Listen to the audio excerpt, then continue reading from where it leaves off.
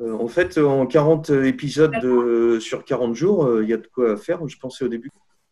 Le progrès en art comme une valeur. Alors, comme c'est très concis, ça paraît toujours complexe à comprendre, mais vous allez petit à petit rentrer dedans. On va aujourd'hui parler du peintre David du code de la Révolution française et de sa signification dans la conception du temps.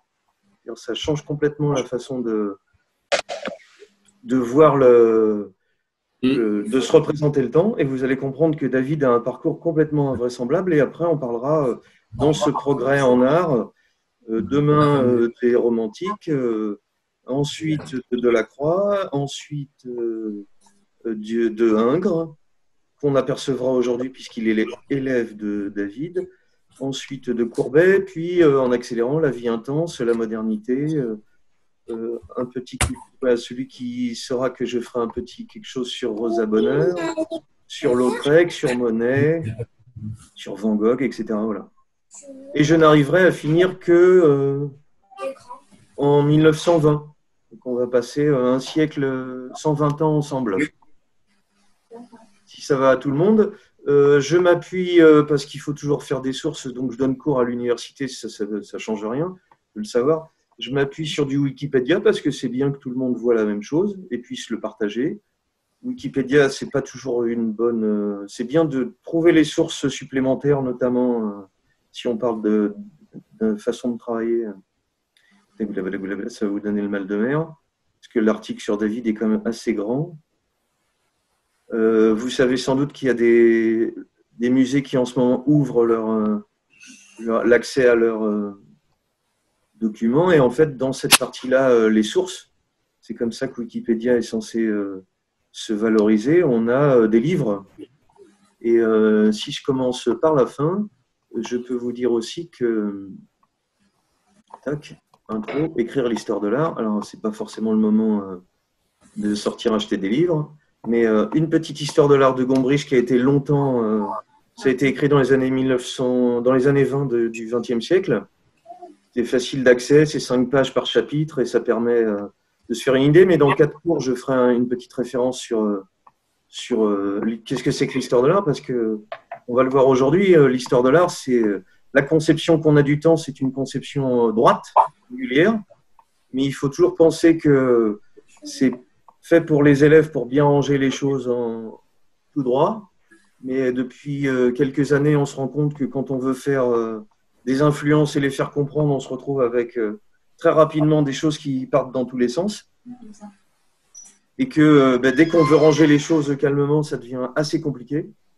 Et il ne faut pas oublier non plus que voilà, si on essaye de ranger par ce qu'on va voir aujourd'hui, peinture néoclassique, 1750-1820, quand vous faites des cours d'histoire de l'art, on vous demande d'apprendre des choses comme ça, ce qui est assez inefficace à mon avis. Et je vais essayer de montrer pourquoi. À la fois parce qu'on ne sait jamais pourquoi quelque chose commence, pourquoi quelque chose se termine. Terminer, ça peut être plus facile.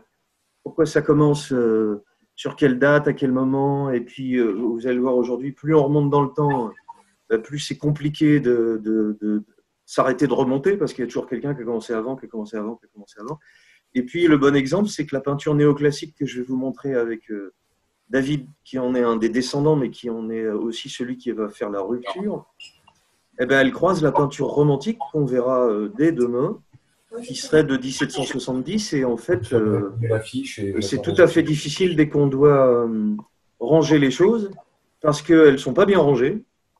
Elles ne sont pas comme on aimerait, comme les profs d'histoire de l'art aimeraient. Oui, un autre petit détail, mais là, sur cette frise, c'est pour ça que je la montre à chaque fois, le Moyen-Âge, il est rikiki, l'Antiquité, elle est énorme, mais elle est, le Moyen-Âge est presque aussi grand que le XXe siècle. Alors là, c'est un seul siècle et l'autre, c'est une période de plusieurs siècles, c'est énorme. Et puis, une dernière chose qui va avec, dont on aura l'occasion de parler dans 4 cours, c'est que cette histoire de l'art que je vais commencer à faire, elle est un peu occidentale, c'est-à-dire elle est un peu autour de l'Europe et de la société blanche. Et aujourd'hui, on sait très bien que le monde, voilà, l'Afrique ancienne, je vous en parlerai dans 6 cours. François-Xavier Fauvel a écrit un merveilleux livre d'histoire de l'art sur l'Afrique noire. Et on se rend compte que dès le XVIe siècle, il y a de l'art en Afrique, bien évidemment. et que cette histoire de l'art qu'on décrit aujourd'hui, dernier livre qui nous servira, Histoire de l'art au XXe siècle par Blisten, eh bien, cet ensemble-là pourra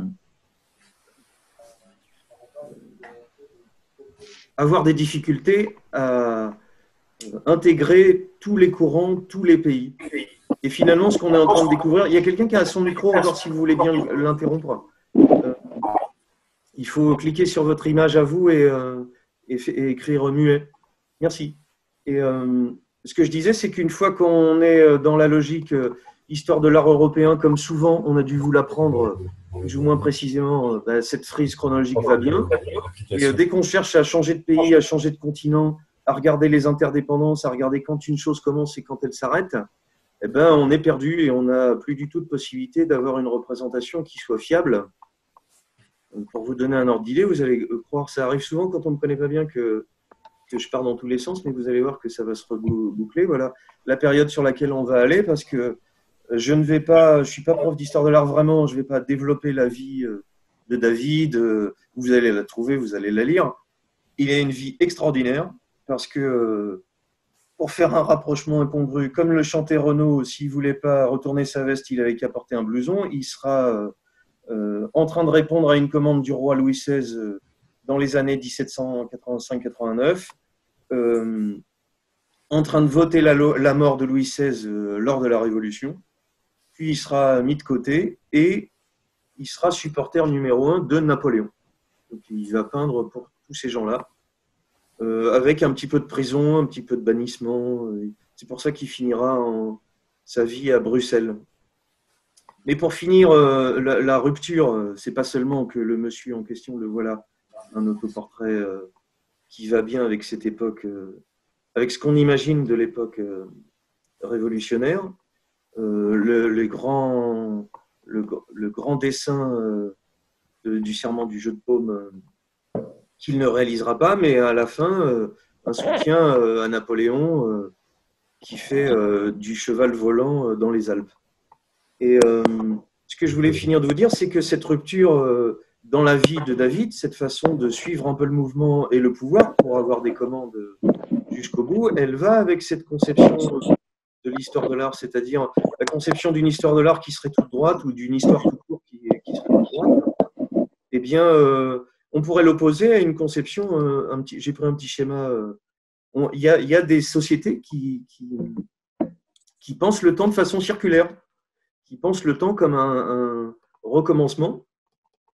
Voilà, dans les sociétés hors Occident, on est une sorte de calendrier de répétition. Et ben, si vous pensez au cycle des saisons, au cycle des heures, c'est pas complètement fou. En Grèce ancienne, on pense le temps de façon cyclique. C'est une très bonne façon de garder le moral, d'ailleurs, c'est de penser que le temps et les choses vont revenir. Et faire des petites citations incongrues, parce que je sais qu'il y a des enfants qui essayent de me suivre. Je citerai pour les quarantenaires une merveilleuse chanson de Jackie Quartz qui dit la mort d'un amour donne la vie à un autre. Voilà, si on conçoit le temps de cette façon-là, c'est juste une mise au point. Hein. Ça permet de voir que quelque chose arrive et quelque chose peut recommencer. Quelque chose qui était arrivé peut à nouveau succéder à quelque chose d'autre. Et pourquoi je développe sur ça? Parce que je voudrais cadrer ce que serait une histoire de l'art. Mais je dis ça aussi tout simplement parce que la Révolution française va avoir comme idée tout à fait audacieuse de couper la tête du roi. Et donc, pour ceux qui viennent d'en sortir, de déclencher de nouvelles élections. C'est-à-dire, quand un roi succède à un autre roi, à un autre roi et à un autre roi, le temps est comme éternel. Le temps politique n'a pas la même étirement, même si on a en Europe des monarchies qui sont associées à des régimes parlementaires, mais on a un temps qui fait que tous les 5 ans, 6 ans, 4 ans, il faut retourner dans les bureaux de vote, sans tousser. Et puis, c'est ce qui fait aussi que chaque fois, il faut recommencer, ne pas se représenter, recommencer. Et cette conception-là, elle est une conception qui est tout à fait différente de celle d'une royauté, celle où le temps serait éternel, où les choses n'auraient pas de prise sur les humains, en fait. C'est cette idée que depuis toujours, on aurait, ça c'est le Capitole à Washington, je vais vous expliquer pourquoi tout doucement je vais vers ça, c'est que la conception qu'on a du temps avant cette révolution. Je le dis de façon simplifiée, hein, il faut que tout le monde accepte l'idée qu'un cours d'histoire de l'art, c'est aussi une vulgarisation. Donc, il peut y avoir des choses imprécises qu'il faudra vérifier et puis gentiment, vous me le direz, parce que Wikipédia étant caché à côté de vous, il saura beaucoup plus de choses que moi de tête. Et donc, ce qui se passe avant David, parce qu'on est obligé de parler de ça, parce que David va représenter une rupture. Et cette modernité que je voudrais décrire, c'est une rupture. C'est comment l'art se pense. La Renaissance l'avait fait avant, renaissance. L'idée de faire naître quelque chose de nouveau. Voilà, la rupture moderne, c'est que ma grand-mère va me dire, si tu portes un pantalon rouge, c'est que tu veux être moderne. Cette idée de modernité, elle date de 1800-1810, donc elle est vieille. Tout comme l'idée de nouveauté était elle aussi vieille, elle date au moins de la Renaissance. L'idée de faire renaître quelque chose qui n'existait pas avant. Et donc, la mode succédant à la mode, on va à plusieurs époques se tourner vers le passé. On a un tableau, vous le voyez peut-être en haut à gauche de mon écran, avec ma petite souris que vous devez suivre, 1770. Ça, c'est pas la vraie date, c'est pour que ça se cale, c'est 1782. C'est un tableau anglais. Et puis, ça m'intéresse de vous montrer, pas tout. Je vais décrypter des images, on va les regarder de près, et puis des fois, je vais en montrer pour le plaisir que vous ayez à chercher. J'en profite aussi pour dire que normalement, je couperai les têtes du début et après, ça fera une petite vidéo qui sera en ligne. Pour ceux qui louperaient les épisodes, je ne garantis pas de le faire en temps réel. Donc, qui a déclenché ça? C'est ce monsieur, il s'appelle Winckelmann. On est en 1755 et il se passionne pour l'Antiquité. On est sorti d'une période, c'est pour ça que je vous dis, je ne peux pas remonter sans fin, sans fin, sans fin. Renaissance était déjà une façon de faire renaître l'Antiquité, même s'il y avait déjà un fantasme de faire renaître l'Antiquité. Le moyen. C'est les Grecs et les Romains. On avait déjà ce fantasme-là au Moyen-Âge aussi. Mais c'est les Renaissants qui se sont auto-qualifiés de renaissants et donc qui ont appelé ça Moyen-Âge pour les foutre un peu dans le sac. Et à cette période-là succède un baroque, un rococo, des choses beaucoup plus enlevées, passionnées. Et quand Winckelmann, qui est l'Allemand que voici, fait son voyage en Grèce puis à Rome, il écrit un livre qui va avoir un succès invraisemblable, qui relance cette idée de se tourner vers l'Antiquité grecque. Mais ce qui est merveilleux, et qui était une sorte de casse-tête pour les élèves, c'est que l'Antiquité grecque, elle va être fantasmée. C'est-à-dire, elle va être la Grèce que vous et moi, aujourd'hui, on croit connaître quand on voit ce salon de collectionneurs. Une Grèce qui, par exemple, a des sculptures blanches, alors qu'on sait de plus en plus, et ça change notre façon de regarder. C'est ce qui va se passer si vous m'accompagnez, j'espère, pendant les 40 épisodes, c'est qu'il y a des tas de choses qu'on croit savoir, ça va les valider, et puis d'autres choses qui vont être l'occasion de se dire « Ah bon ?» mais, et moi-même, je suis continuellement, depuis 20 ans que je fais ce travail de donner des cours à l'université en classe prépa, en train de changer des choses que je croyais connaître. Voilà, la sculpture, pendant un temps en Grèce, est colorée. Elle est ressemblante. On pourrait en montrer des tas d'exemples. Et sur l'architecture, on le voit soi-même. Pourquoi est-ce qu'on est habitué depuis Winckelmann à ça? C'est parce que des copies romaines du bronze, donc la sculpture, elle est colorée et en bronze, c'est-à-dire noir en dessous, on va dire. Ces bronzes ont été coulés, ils ont disparu, il y a des copies en marbre. Et puis pour l'apprentissage, comme le font ces hommes savants du XVIIIe siècle, comme tous ces cabinets vont se développer chez les gens cultivés et riches, connaître l'Antiquité, connaître ce qui était ancien, oui, ce sont à la fois, vous reconnaissez c'est le cas de le dire, les grands classiques en fait, le discobole, et puis des frises qui sont en arrière-plan, un petit Homère sur le côté qui lui-même est l'occasion de fantasmes, de trouvailles de lieux archéologiques. C'est Winckelmann qui lance l'archéologie, c'est-à-dire l'idée de fouiller le sol pour trouver l'histoire, alors jusqu'à la bataille de Troie, pour trouver la confirmation de récits quelquefois légendaires qui ont été faits. Alors j'avance un petit peu, c'est que il faut couper votre micro, je disais, il faut poser vos petites questions par écrit, ça va être plus facile. Voilà, alors la mode de la sculpture néoclassique, Houdonc est un sculpteur français. On a une grande école de sculpture au XVIIe qui continue au XVIIIe siècle. Canova, alors c'est de la sculpture qui va être très admirée. On est en 1815, là c'est tardif. C'est de la sculpture qui sera admirée beaucoup par les Américains. Ce qu'on a vu, hein, le Capitole, c'est une façon de refaire dans un pays américain qui est en train de se construire des éléments qui sont empruntés à l'époque grecque, avec un très savant, alors c'est de l'ironie, hein, mélange de plein d'époques, puisque l'Antiquité grecque, je vous fais un prix de gros, mais ça va de moins 900 à 0. Et encore, je fais vite. Hein. Donc ça fait presque 1000 ans, avec une époque qu'on dit classique, hellénistique. Il y a les façons de faire les colonnades, les façons de mettre la frise, les types de décors qui sont à l'intérieur vont, selon les époques, ne pas être les mêmes. Et ce que Winkelmann fait, c'est qu'il valorise ce type d'emprunt, cette façon de faire revivre l'Antiquité, mais quelquefois en mélangeant plein d'éléments de plein d'époques, jusqu'à ce côté grandiloquent. On pourrait penser à la sculpture grecque plutôt tardive, celle-ci. Ça va beaucoup fasciner les régimes totalitaires, les nazis, les régimes totalitaires, pas qu'en Europe. Hein. On va trouver cette valorisation de la force, de montrer les détails des muscles, cette culture de la gonflette qu'on va retrouver dans toutes les salles de musculation aujourd'hui, c'est-à-dire non seulement de valoriser ses muscles, mais d'assécher les intervalles pour qu'on ait de plus en plus l'impression que le personnage est tonique.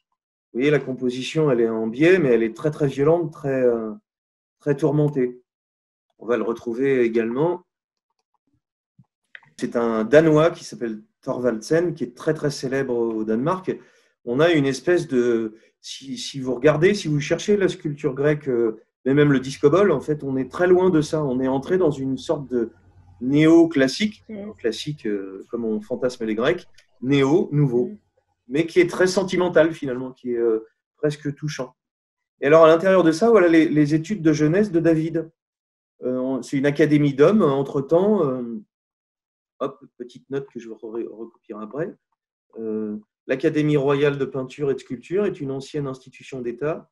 1648, David va y siéger et il va, alors qu'il en sera membre, il sera beaucoup opposé à l'ensemble, mais il va la faire fermer au moment de la Révolution. C'est un homme qui a beaucoup de ressources dans la vilainie. Alors c'est une première piste intéressante pour notre époque moderne. Vous allez comprendre comment il casse ce classicisme. Je viens de finir ma première partie sur 3. Comment petit à petit, à l'intérieur du classicisme, il va apporter quelque chose de complètement différent. On va le voir sur 2 tableaux un peu fameux. Et comment, c'est un aparté, mais comment l'histoire de l'art moderne va se fabriquer aussi sur des grandes figures. Et celle de David est une merveille, puisque c'est humainement quelqu'un de pas très sympa et artistiquement quelqu'un de brillant. Voilà des dessins de David. Oui, c'est une petite encre 26/74 qui est au musée de Grenoble, qui copie des frises antiques, c'est-à-dire comme on les voyait sur les bas-reliefs qui étaient à l'arrière-plan de ce tableau néoclassique. Un dessin à l'encre, plume, et puis un papier gris et des petits rehauts, on dit, de blanc. C'est-à-dire le papier est gris et on va dessiner avec du blanc et du noir seulement. Pour un peu mettre en avant les personnages, c'est un tout petit dessin d'étude. Mais si vous le regardez, il y a quelque chose qui est intéressant, c'est que comme c'est une frise, il n'y a pas beaucoup d'espace en fait. Le personnage qui est ici, son bras est devant son épaule, mais la profondeur de l'épaule, on la comprend avec le tissu qui pend, l'ombre qui est en dessous, mais c'est tout. Et puis on comprend qu'il est devant ce personnage-là parce qu'il est devant. Et puis on comprend que ce personnage-là est devant parce qu'il a son pied devant. Et ça n'a l'air de rien, mais votre lecture va se faire de gauche à droite, comme une avancée cyclique, comme quelque chose qui se déroulerait dans le temps, et finalement pas beaucoup dans la profondeur.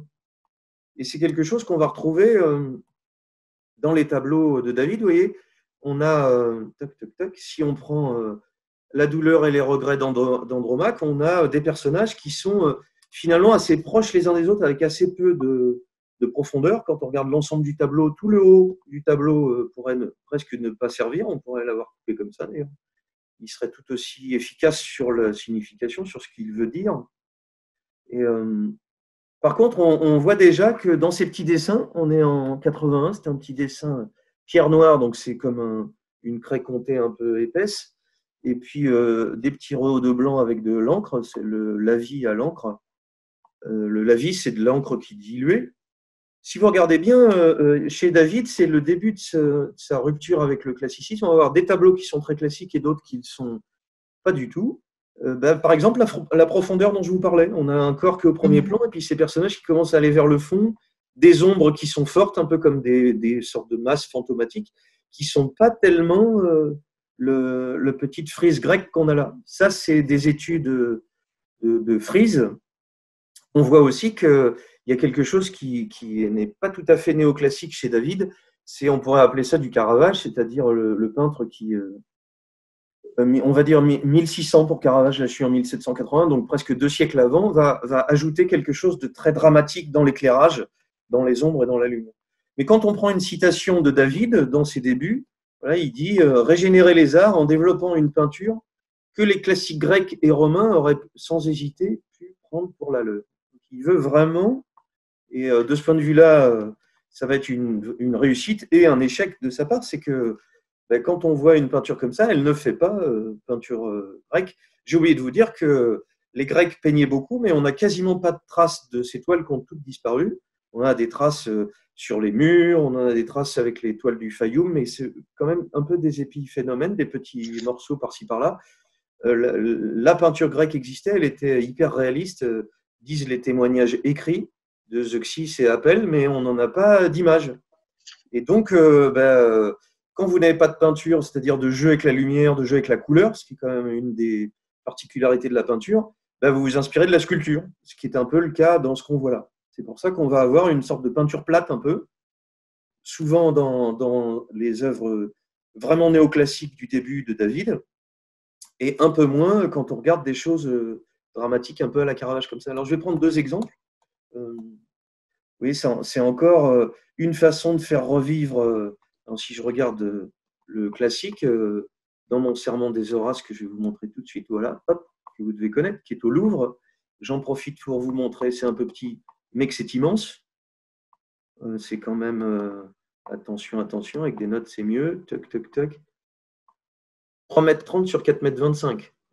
Voilà, il le peint à Rome. C'est une commande de Louis XVI. Je vous ai dit, il votera la mort de Louis XVI. Donc, c'est un garçon un peu opportuniste qui a une vie, on pourrait en faire un film. Qu'est-ce qui est classique dans ce tableau? Alors, ça, c'est très passionnant à regarder. On va regarder ce tableau et puis on va regarder la mort des licteurs et puis après, on va regarder la mort de Marat et puis on va s'arrêter parce que ce sera fini dans 12 minutes. Qu'est-ce qui est classique? On va le lire ensemble si ça vous va. Je l'ai noté. La grande taille. D'ailleurs, un tableau, ça doit être très impressionnant, ça doit être très spectaculaire. On a dit 3,30 m sur 4,25 m. Un grand sujet d'histoire.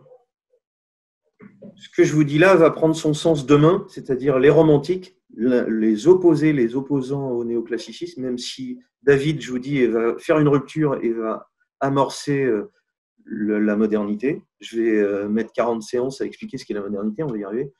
Les romantiques vont faire des petits tableaux, vont faire des choses plutôt intimes, plutôt des portraits, plutôt des scènes de paysage avec des couleurs qui vont toucher le spectateur. Là, ce qu'on cherche à toucher, c'est la grandeur, en fait.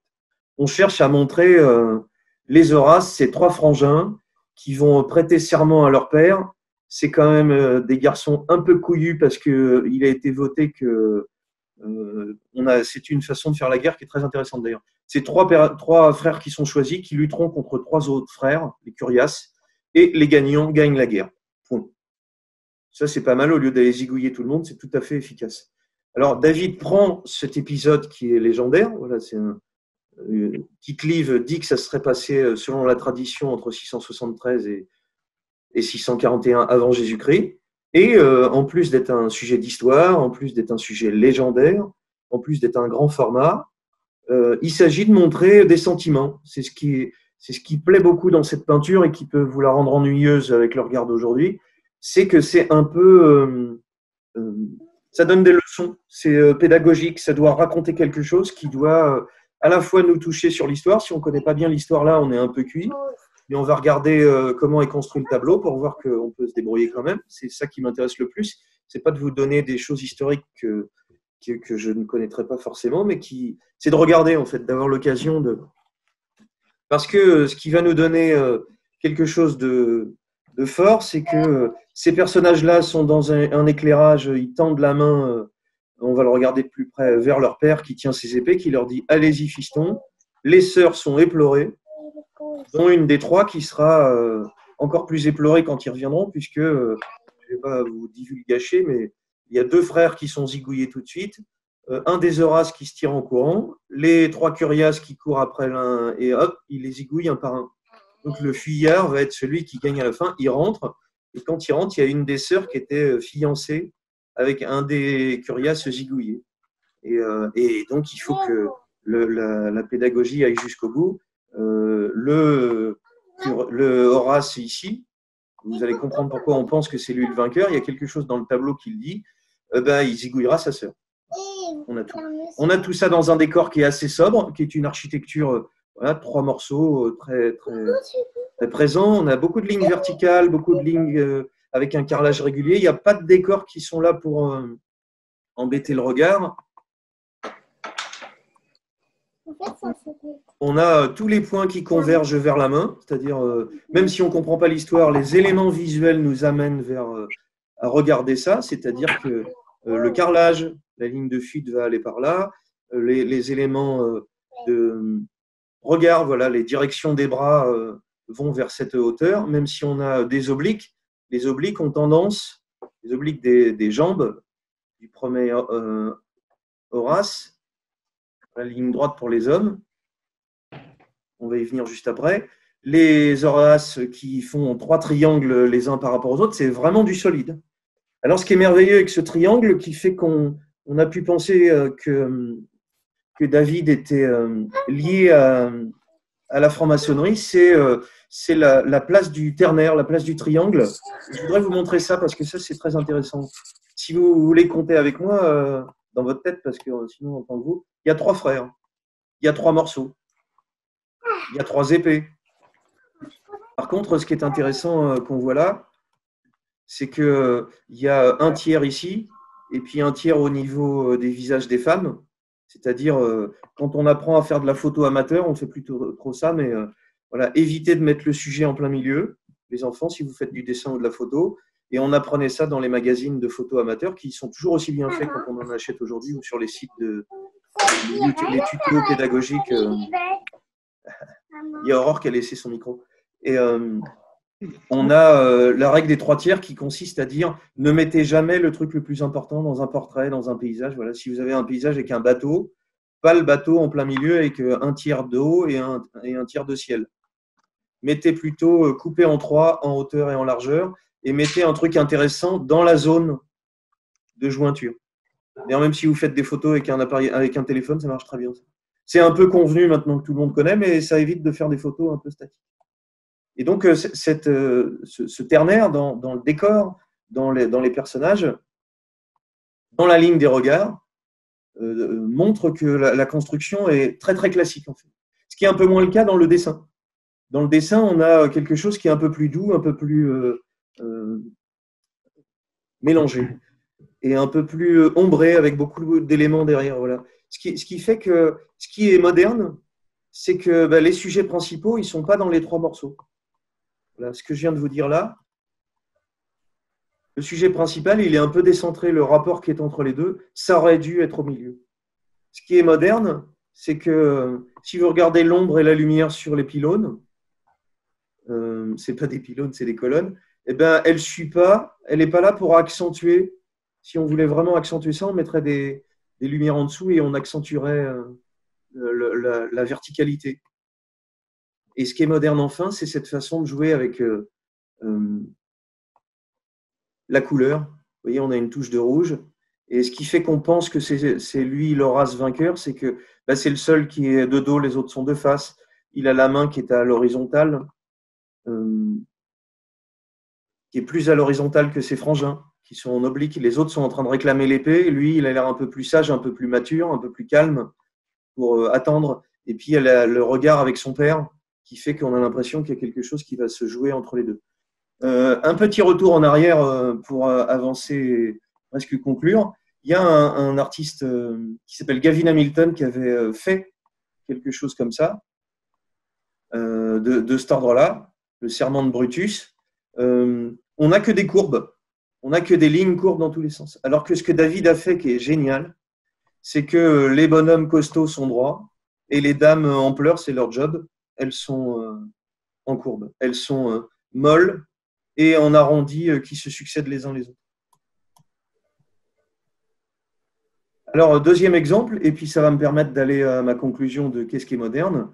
On a les licteurs qui rapportent le corps des fils de Brutus. Alors ça, c'est une chose extraordinaire. Et je vais vous expliquer très facilement comment, puisqu'il nous reste 4 minutes. Il y a dans cette peinture une sorte de cinématographie incroyable. C'est coupé en plein milieu. On a presque à l'horizontale ici. Le tableau est coupé en deux. On n'a presque rien d'intéressant en haut. On a quand même le corps du fils qui est en train de rentrer les pieds en avant. Ça a l'air pas très joyeux. Dans cette verticalité, on a la toile qui est presque coupée au milieu, avec cette espèce de mystère merveilleux de cette chaise qui est très belle en plein milieu et de cette nature morte, avec des bobines de fil que les femmes ont interrompues en apprenant ça. Quelque chose de cinématographique, c'est que ces 4 femmes, eh ben, elles décomposent le mouvement du malheur, en fait. Non, non, je ne veux pas voir. Oh, mon fiston, je m'évanouis et je suis en pleurs. Voilà, en 4 morceaux et des morceaux d'un dessin et d'une étude de draperie merveilleuse. On n'a pas du tout quelque chose de figé, quelque chose qui, à la fois une espèce de frise de fond, comme on l'a vu dans les débuts de David, et à la fois avec ce jeu d'ombre sur le sol, avec ce jeu d'ombre qui est extraordinaire. L'effet de contraste, la lumière est sur le corps du fils. Cette lumière emmène en diagonale vers le bras qui est tendu, qui sort sur un fond le clair, sur un fond foncé. Voilà, deuxième épisode. On s'écroule, troisième épisode. Et quatrième épisode, qui c'est lui, le père, à la fois triste vu ce qui lui arrive, à la fois déterminé. Est-ce qu'il va se venger? Est-ce qu'il va passer par-dessus? Voilà, on a dans l'espace du tableau quelque chose qui pourrait ressembler à une frise horizontale comme on l'a vu au début, mais qui, par le jeu de lumière, un effet de zoom ici, et la lumière qui est en spot sur la main qui ressort, et puis la lumière qui fait un contraste sur le personnage. D'ailleurs, ce qui prouve que David est un immense peintre, c'est cet effet de lumière sur les jambes qui ne sert à rien, pas pour des raisons dramatiques, mais pour le fait que si on suit cette lumière, on rentre par un escalier à l'intérieur du tableau tout doucement. Et cet effet de simplification qui font que David n'est pas seulement en train d'illustrer une légende ou en train d'illustrer un fait historique de grande quantité, mais de jouer avec le drame, de jouer avec l'émotion du spectateur, de l'interpeller sur ça. C'est ce vide, en fait. Le vide, c'est la chaise du personnage qui est mort, c'est quelqu'un qui est parti et qui devient presque une nature morte à elle toute seule. Le mobilier à la mode dans ces années 1785-89, c'est une façon d'imaginer le mobilier grec. Et on a presque une pièce de design qui pourrait faire contemporain. On a dans la nudité de l'ensemble quelque chose qui est assez puissant. Alors, dernière étape, je vous ai dit, il est embauché pour ce dessin révolutionnaire qui ne verra jamais le jour. Et puis, avec cette période, vous connaissez sans doute l'enlèvement des Sabines, on a quand même quelque chose dans lequel il y a du vent, il y a un peu du monde, il y a un peu des gens qui passent un peu partout. Et tac, tac, tac, voilà, il fera ce tableau extraordinaire du sacre de l'empereur, de Joséphine et de Napoléon. Et qu'est-ce qu'il y a de passionnant dans ce tableau de David? La mort de Marat, c'est un peu la même chose, mais simplifié. On a changé d'époque, pas beaucoup. Hein. Marat est en train d'écrire dans son bain. Il avait des maladies de peau qui l'obligeaient à prendre des bains chauds. Une femme s'approche de lui, demande à le voir, lui donne une lettre, Charlotte Corday. Elle s'approche. Voilà, il a la lettre dans la main. Il était dans son bain. Il était en train d'écrire. Voilà, quand même, un des pères de la Révolution était en train d'écrire. Plume, encre, plume lâchée, couteau sur le sol. On a du Game of Thrones, là. On a un truc qui est un peu saisissant. Lumière sur le visage du martyr, c'était le martyr de la Révolution. Quelqu'un est venu l'assassiner. On a un truc tout à fait gore. Le bain est rempli de sang. On a la plaie, on a une coulure, on a un peu de coulure sur le drap, juste un tout petit peu, pour qu'il y ait quelque chose d'un peu spectaculaire. L'arme du crime, et surtout quelque chose qui est très beau, qu'on voit sans doute dans mon image précédente. Tac, tac, tac. Voilà, ici. On a cette audace de David parce qu'on a deux versions, en fait. On a une version en France et une version en Belgique. Vous voyez, tout ce haut, là, tout ce vide, sert à rien, en fait. Si on raconte une histoire, ceci suffit. On a tous les éléments. Vous avez compris que David n'est plus tout à fait classique dans le sens où il rythme la narration en faisant découvrir par épisode. C'était un peu l'enjeu de toute l'histoire de la peinture. Dans un seul coup d'œil, essayer de retarder le regard du spectateur pour qu'il découvre les épisodes à l'intérieur de la série télé et que petit à petit, il puisse comprendre ce qui s'est passé. Donc, retarder le regard. La peinture, c'est un art de l'espace, donc elle est toujours en train de travailler sur le temps.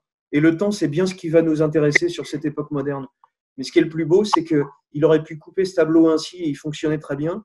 Et on a une espèce de grand vide abstrait qui est juste poché, en fait. C'est la même surface en brun qui est travaillée au pinceau et qui est plus ou moins diluée. Et cette immensité de rien, elle est une façon de montrer la vibration de la lumière, de l'ombre, de s'intéresser à quelque chose qui intéressera les impressionnistes un siècle plus tard, mais qui déjà passionne tout le monde. Vous voyez, la lumière, vous avez compris, elle commence à avoir plus d'importance pour dire quelque chose, pour être elle-même le sujet. On le voit sur le papier qui dépasse, on le voit sur l'ombre. Si vous regardez bien le spot, il n'est pas très cohérent, soit dit en passant, s'il y a des accessoiristes de la lumière dans le coin. Et cette étude de la peinture, à elle seule, elle suffit à montrer que David est en train de basculer dans autre chose et que dans les portraits que vous avez vus là, on a quelque chose qui finalement est d'une grande simplicité et de ce point de vue-là, d'une grande modernité. La modernité de David, et ce sera ma dernière phrase, c'est pas seulement d'être celui qui fait passer de la Révolution française, de la royauté, la Révolution à Napoléon, pas celui qui accompagne la fin de l'Académie, c'est-à-dire l'école qui disait comment il fallait peindre, quel sujet, quel format et de quoi faire, et quelle façon on devait traiter les œuvres. Il est celui aussi qui simplifie les moyens au maximum pour faire comprendre les ruptures de temps des épisodes qu'il propose. À demain tout le monde.